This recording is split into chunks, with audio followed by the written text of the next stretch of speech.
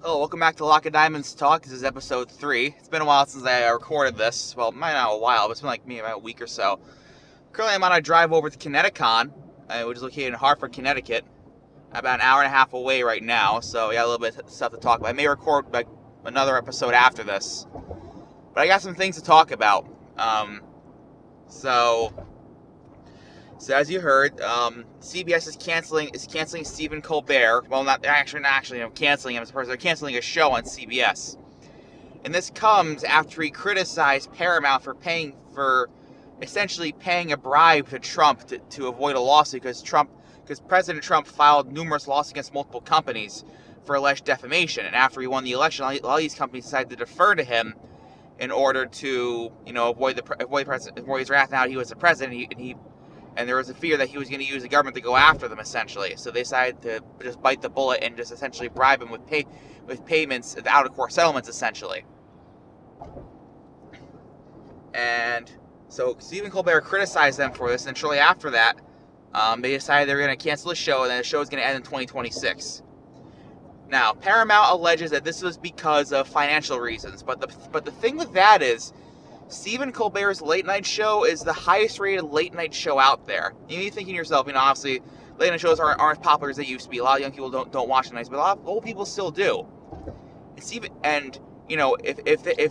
that was the case for late night shows, and if that's the case, then why isn't Jimmy Kimmel and Jimmy Fallon getting canceled because their shows are doing worse than Colbert's, and yet there's no signs of their shows getting canned. And that's even after both of them have both criticized Trump before in the past. Of course, they haven't done it as much as Colbert. Colbert has criticized Trump constantly, and so my opinion, what the fuck's the difference? Which is why a lot of people are calling Paramount and CBS out for this bullshit, essentially, because I feel like they're doing this literally just to appease Trump, essentially, and that's fucking ridiculous. It's fucking ridiculous. There's no reason for this nonsense, and it's really disappointing. It really is disappointing to see all these companies kowtow to Trump during his first presidency, there was some kowtowing to Trump by some other companies, but a lot of other companies didn't do that. There were quite a few companies that took stands against Trump. They had the biggest stands, but they still took some kind of stand against Trump. You saw things of Trump supporters boycotting various companies because they didn't quote unquote stand with Trump or whatever in his first term. Now all these companies are doing that, and I think one reason why I think is because Trump has indicated that he's going to be much more aggressive during his second term, which he has been as of now, 7 months in. To be fair to them, he very much has been. So there's definitely been a fear there. But the second reason ties into my next topic for today, which is the fact that Steam, Steam, the video game company,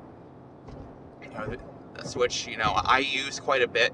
Most of my games are through Steam, but they announced they're going to be removing a bunch of NSFW titles because of pressure from the credit card companies. Now you have some of these morons on Twitter who are cheering this on because they're removing this gross content. It was like, well, listen right now. Listen to this. All right. Project 2025 has basically said that one of their goals is essentially make being queer a type of pornography, essentially. They want to make being LGBTQ illegal, essentially. They want to make any media that depicts queer people as pornography. Which is why I believe they're going to start going after companies, and they're going to start going after content creators who make LGBTQ content. Because in their minds, queer people existing is a form of pornography. It's a form of degeneracy. Their mere existence is degeneracy, according to them. And some of the people who are involved in Project 2025 have been investing their money wisely, at least wisely to them.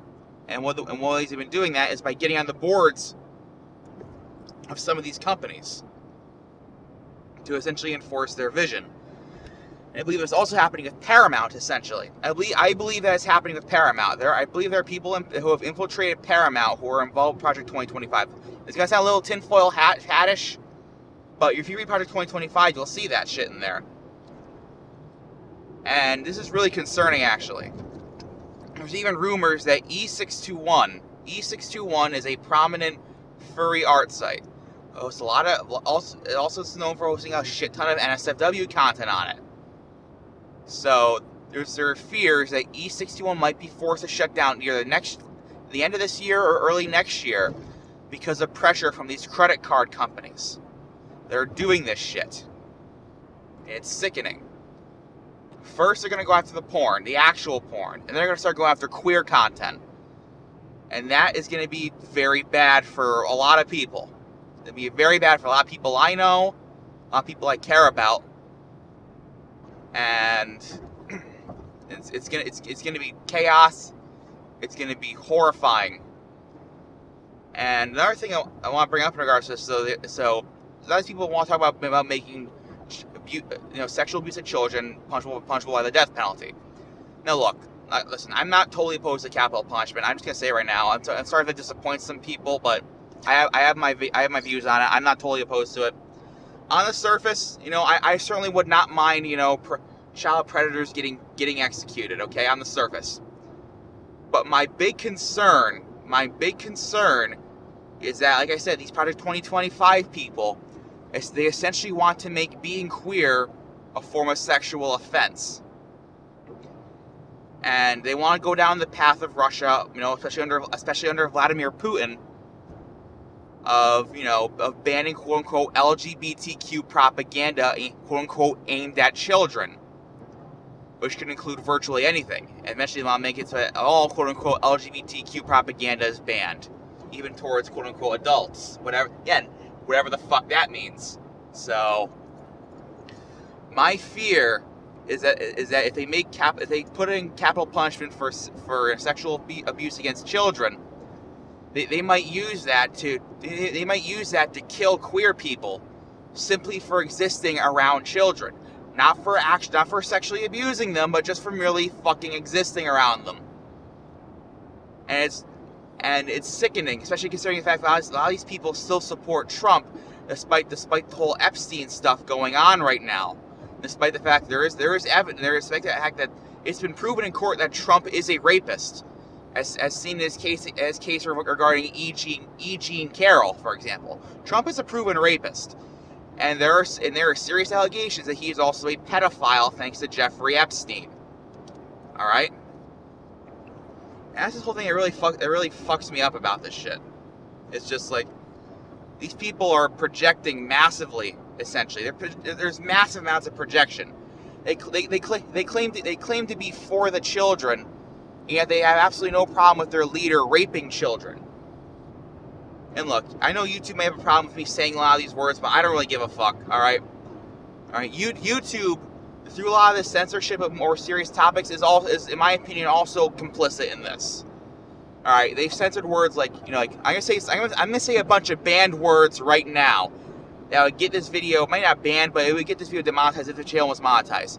Suicide, rape, child molestation, sexual abuse, murder, kill, again, suicide, rape. All these words, you can't even talk about these topics in a serious manner on YouTube without getting punished. And again, a lot of it comes down to these advertising companies and credit card companies who have been infiltrated by Project 2025. Alright, and this isn't some tinfoil hat conspiracy bullshit, which I'm going to talk about later on, actually, right after this. But this isn't some tinfoil hat conspiracy bullshit. This is literally in Project 2025. This is literally in it. And YouTube is complicit in this, and TikTok is complicit in this especially, for their absolutely insane filter. And maybe y'all remember when people had to use the term $sign because the word lesbian was censored on TikTok, which is fucking insane. It's like, no, lesbian is something a person is. You shouldn't erase that. You shouldn't make that a bad word. Lesbian is not a fucking bad word. But I guess some people disagree on that, I guess. I mean, the app is also based in China, which is known for censoring LGBTQ content. I mean, China, not too long ago, this is the best of my knowledge, I can't look it up on my phone because I'm fucking driving right now, I don't want to get into a crash, because I've seen what happens when people get on their phones or drinking driving, and they hit a tree or whatever, another car or whatever, but anyway, so to the best of my knowledge, I look it up on my phone, China's actually arrested authors of homoerotic content online. They've gone to people who've written content featuring in particular, gay male relationships. Essentially yaoi. I hate to say it, but like yaoi, essentially. People are getting arrested for writing yaoi on the Chinese internet, and it's fucked up. And and then some of these tankies, out there, they claim that they dare to claim that China is friendly towards LGBTQ people when they're not. I don't get it. You cannot in good faith support China in this regard at all. And especially not fucking Russia. Russia's even worse. Russia will absolutely fuck your shit up if you are openly LGBT, if you are openly queer in Russia. Your life you face either imprisonment, so you face social ostracization at best. You can face imprisonment or even death in Russia. And but I guess enough of that topic, I guess. So we're gonna move on to the other thing, which is another thing I want to talk about, which is the presence of what I call blue anon. Now look, as I said with the Epstein stuff, there are some theories I believe in, like the theory that Trump is a pedophile and raped girls with Jeffrey Epstein and whatnot. There's some actual proof behind that. That's a theory I believe in. But with all that said, what really, really concerns me and also disappoints me are the spreading of other much more baseless conspiracy theories among the left and among liberals about things like saying like the 2024 election was stolen, or I don't know, the 2024 election was stolen was a big one that spreads among a lot of people that they call blue anon. And it disappoints me because unlike with the Epstein stuff, the proof that 2024 was stolen is extremely shaky at best.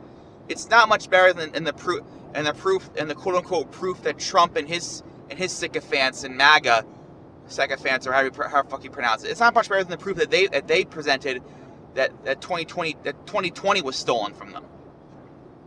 All right, and it pisses me off because we're supposed to be the proverbial adults in the room versus the pathetic man-children on the far right. That is MAGA. And yet so many people are falling for the same tinfoil hat bullshit that powers the right. And it's really disappointing if you ask me. And look, I'm just gonna say right now, no, 2024 was not stolen. 2024 was not stolen. At most, Elon Musk may have done some fuckery with donations and stuff, but no, the election was not hacked. All right, Trump won the election, and there was no hacking, no messing with voting machines or whatever. All right, we have to accept that we lost 2024. We lost. We lose elections. It happens. Look, I'm not saying get over it because we still gotta oppose Trump when it comes to this stuff. Okay, all right. I mean, I guess you could say we need to get over the fact that we lost in 2024. We lost. We basically lost, for the most part, fair and square. We lost fair and square in 2024. All right. We have to accept that. We cannot focus on 2024. If we do that, we are no better than MAGA. We are no better than MAGA, who screamed for the last 4 years that 2020 was stolen from them, and still believe that to this day, even though they're in power again. And all that bullshit that they're screaming about is going to empower Trump to essentially fuck with the elections, and it creates the chance that 2026 and 2028 might actually be stolen this time. So, I'm just saying right now, we cannot fall to the same tinfoil hat fuckery and bullshit that MAGA does. We have to stop this blue anon shit among our own side. before we sound like a bunch of fucking crackpots like MAGA does. That's all. That's what I gotta say about that. Again, we lost in 2024. We have to accept that, and we have to move on, and we have to focus on winning every election from this point forward for the next 4 years. If we keep focusing and moping around that we lost in 2024, it's going to distract us from what has to be done in November for 2025, 2026, 2027, and 2028. Because right now there are 4 other general elections that are going to be happening. They're going to happen before January 20th of 2029, when Trump will hopefully leave office, regardless of who wins. I say hopefully. I do say hopefully. I never thought I'd have to say hopefully leaves office, but here we fucking are, I guess. But like I said, there are 4 other elections that we have to focus on. And thing is, presidential elections and congressional elections are not the only ones that matter. We have to focus on the local elections in the odd years in 2025 and 2027. They're coming up, and they're going to be very important, especially in regards to New York City's mayoral election. We have to make sure that Mamdani wins, because Mamdani has the energy that is needed to confront Trump. Cuomo doesn't have enough energy. Adams doesn't have any energy to confront Trump. And Silva, well, the thing is, he's a Republican, so we shouldn't really reward Republicans this election cycle at all, no matter what. So that's what I gotta say in regards to that. Move on from 2024, focus on the next elections. Accept that we lost then, and work among ourselves to ensure that we do not lose next time. Because there will always be a next time in a democracy. There will always be a next time. And no matter the kind of fuckery that Trump might try to pull, he and MAGA cannot stop us all. Like I said in one of my last videos, the fact that America has basically 50 different election systems, in some way, usually I describe it as a bad thing, but in this case, it's a good thing. It is actually a pretty good thing in this case, because that means Trump would have to fuck with 50 different election systems, including systems in states that are run by the Democrats and are therefore not friendly to the Trump administration. Needless to say, doing that is going to be extremely hard, if not outright impossible. We've seen how much Gavin Newsom is fucking with the Trump administration already. Do you really think Gavin Newsom from California, for all of his many faults, which I have some issues with Newsom, but do you think Newsom is going to let Trump march in and fuck with how California runs their elections? No way. Absolutely not. Gavin Newsom would not let them do that. Not at all. Kathy Hochul, again, who I have some issues with, but Kathy Hochul would also not let Trump do that. I can't really think of any Democratic governors who would let Trump fuck with their election systems at all. And well, Republicans did win a majority of states, but they're gonna have to take over a few more if they want to guarantee victory. That's all I'm gonna say. So yeah, I'm about to cross the border into Massachusetts. At the Austerlitz exit. Austerlitz, not Auschwitz. Okay, I probably shouldn't make that joke. But anyway, I'm near the Austerlitz exit in New York, which is the last exit before I reach Massachusetts. So my path takes me to Massachusetts Turnpike, and then I go south, starting in Springfield towards Connecticut. It's the same path one would possibly take to Six Flags New England, actually, for example. It's just I keep going down a bit further. Hopefully I'll be able to find parking at Connecticon, because I wasn't able to go all 4 days because of some stuff at work and whatnot. But I'm going to go for a single day to meet up some people I know, and also because the Nostalgia Critic is there, and I really want to get his autograph. The Nostalgia Critic's autograph is going to be pretty good. I'll watch his videos I'd say about 15 years now. So the Nostalgia Critic has had his issues. I didn't really like his review of The Wall or his Sailor Moon review. I feel like Sailor Moon review wasn't really much a review of the show as it was just a rant about how he felt about it, which is not good. But at the same time, I love a lot of his other videos though,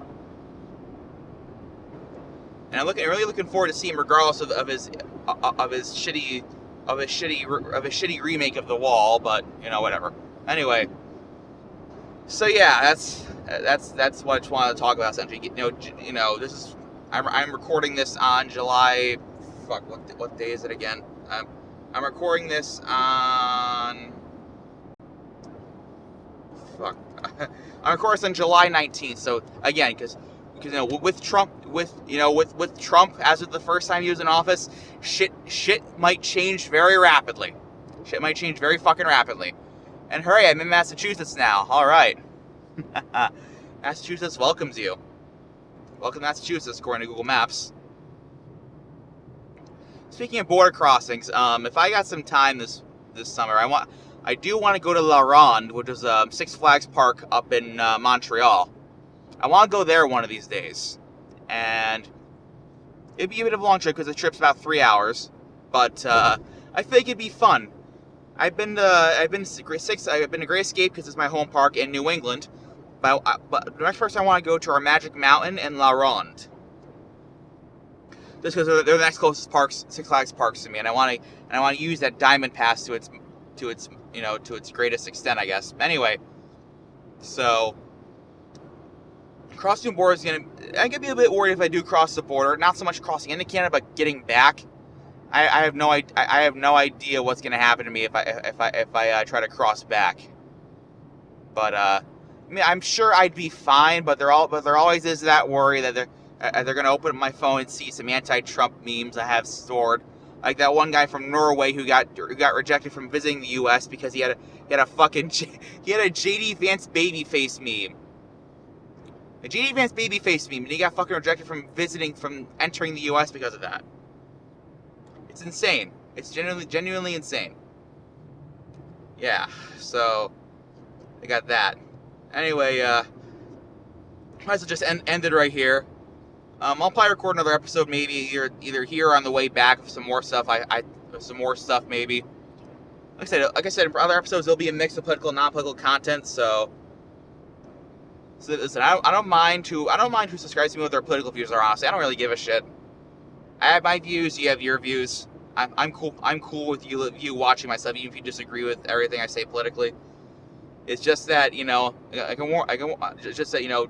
don't if you disagree with it, that's fine.